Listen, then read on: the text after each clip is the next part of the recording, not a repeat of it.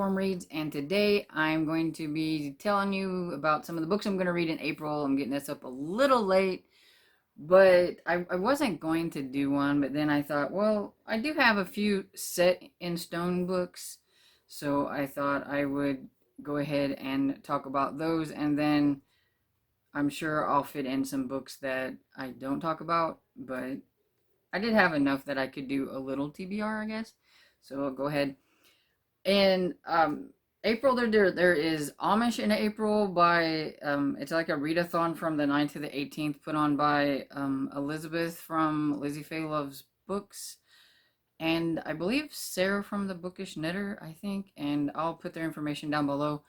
So I'm going to loosely participate in this. They have like this really nifty bingo board and everything, but I don't have time to read more than a couple of books, so I'm just going to kind of loosely participate in it. This is a series that I'm reading anyway, so reading the next two books in the series isn't going to hurt nothing.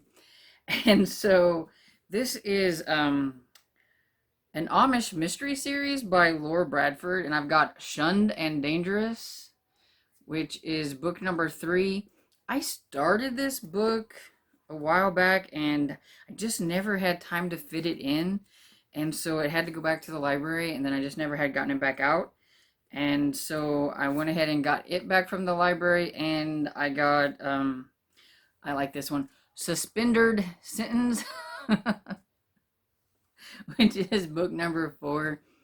And so I'm going to read these two for Amish in April. And this is about Claire, who owns a store. It's called Heavenly something, I think. And it doesn't mention it on the back of the books, so I can't remember.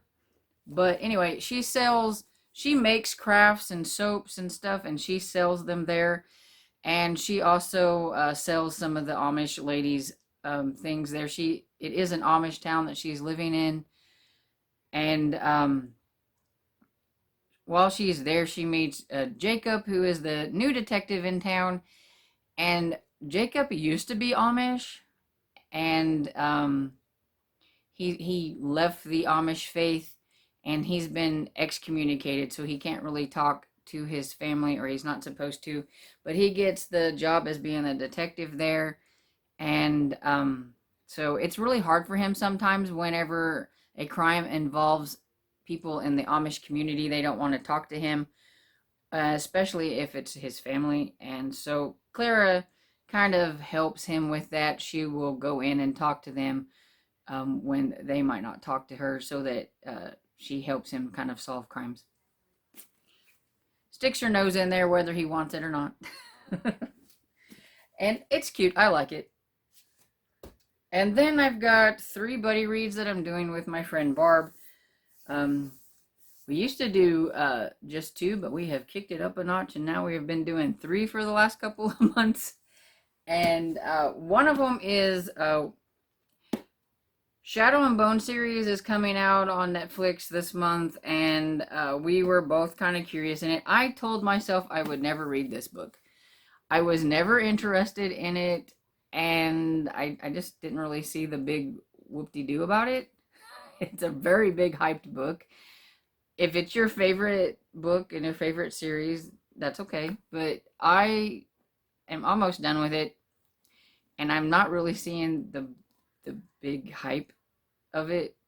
It's okay. It reads really quick, and it reads kind of to me like a middle grade book, but I'm getting through it. And so we decided to buddy read this one, and she's already finished with it, and she wasn't that impressed with it either. So we'll see how I feel about it whenever I get to the end of it. But it's hard to explain what it's about. I'm sure most people know what it's about because it's like all over BookTube. But it is about Alina, who has some kind of superpower type thing. She's magic power, not superpower, but she's a sun summoner, and so she's supposed to be the savior of the world, but things are happening, and maybe that's not quite exactly what it's going to happen. I don't know. We'll have to see. And then there's this guy called the Darkling, and he is good, or is he bad? Not sure yet. Part of me thinks he's bad, but maybe he's bad in a good way. I don't know, but we'll see. And then we are going to be reading Near the Bone by Christina Henry. And this is going to be my final try on Christina Henry to see if I will like her books. I absolutely love The Lost Boy. Whenever I read that one, it was the very first book I read from her. Loved it, 5 stars. But since then, I've read The Girl in Red, which I did not like, 2 stars. The Ghost Tree, did not like it, 2 stars. So this is going to be the next one that I am going to attempt to read and see if I really want to like her because I love Lost Boy. But maybe she's a one-hit wonder for me, and I just happened to read the one book from her that I really liked. First go around, I don't know. But this one is about a woman who's trapped in the woods fighting for survival with 2 different kinds of monsters. One I know is her husband, and the other one is supposed to be some kind of creature. Maybe, or maybe her husband is the creature. I don't know. Could be a werewolf story. Never know.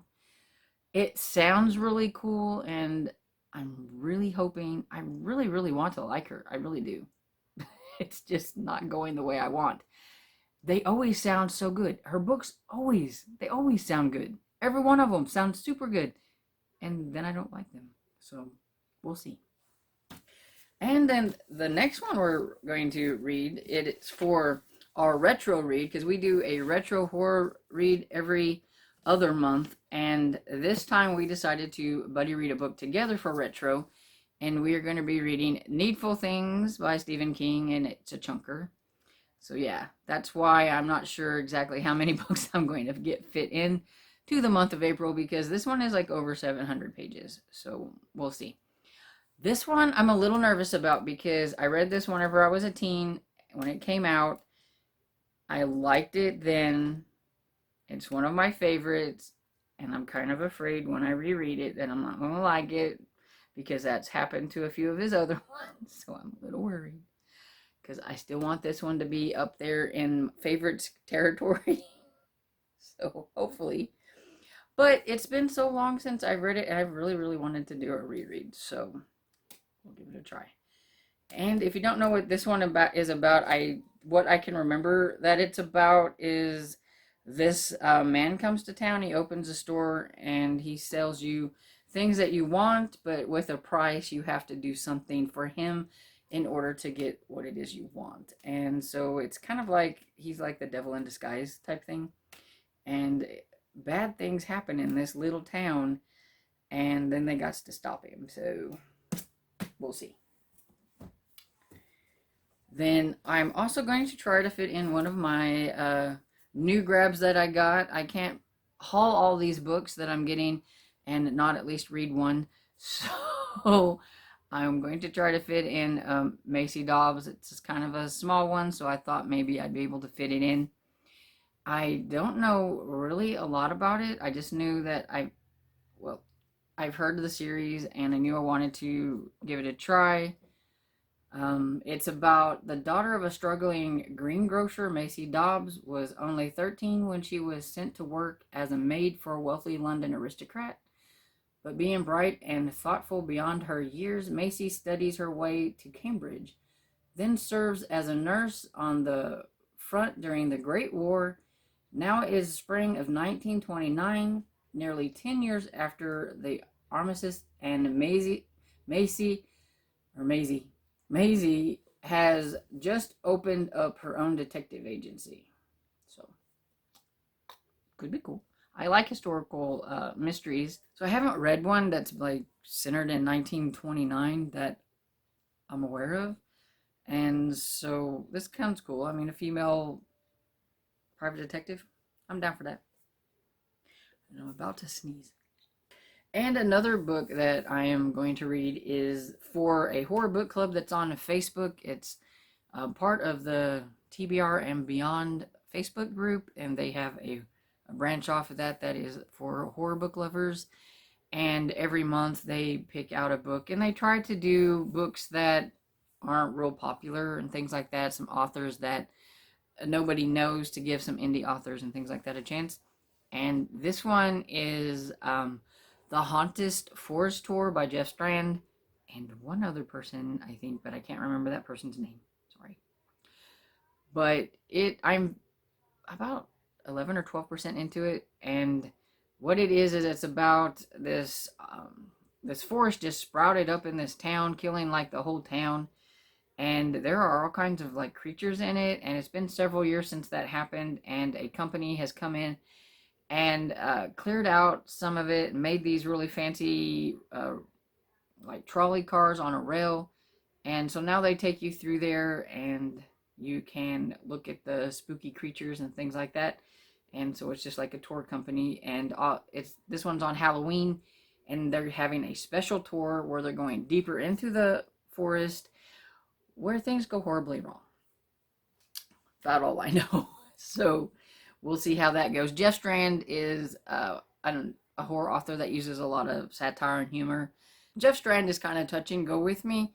I didn't like Clown versus Spiders, but I did like Wolf Hunt, and so I'm kind of curious to see if I'll like this one. Okay, and then there's a couple of e-arcs that I would like to get into. Near the Bone is an e-arc that I do have, and I wanted to read this one last year, but I didn't. Or last year, I wanted to read this one last month, but I didn't get to it. And it's "You'll Thank Me for This" by Nina Siegel.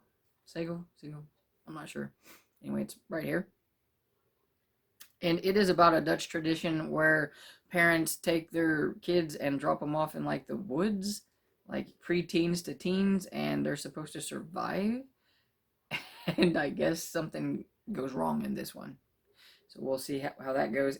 And the other e-arc that I wanted to get to is Pride and Premeditation by Tirza Price. Hopefully I said that right. I do not know. I might have butchered that first name. But this is a retelling of Pride and Prejudice, but it's set up as a whodunit. And it was on one of the books on my second quarter anticipated reads, so I really want to get to it. It does come out this month, so I'm really curious about it. If I can fit in some others, I do have a bit of a backlog of some e-arcs that I didn't get to at the beginning of the year that I would like to try to get to, and maybe get ahead if I can. I don't know. I always grab too many. NetGalley is not my friend sometimes. I've been trying to cut down and be more picky about what I get, but sometimes I go a little crazy. Anyway, so yeah, this is pretty much the books that I really want to read in April and that I'm going to try to stick with because, well, most of them, they're either for a readathon or buddy read or book club, and so kind of gotta read them. So I know I'm gonna read those. The other ones are kind of up in the wind. We'll see what happens. And I'm sure I'll probably fit in some audiobooks. I just don't know which ones that I'm going to read, but we'll see. Anyway, so that's what I'm going to read in April. And if you've read any of these books, or if there's any books that you would like to read that you think sounds cool, leave me a comment. Let's talk about them down in the comments section. And I hope you liked this video. And if you did, please give it a thumbs up and subscribe. And I'll see you all next time. Bye.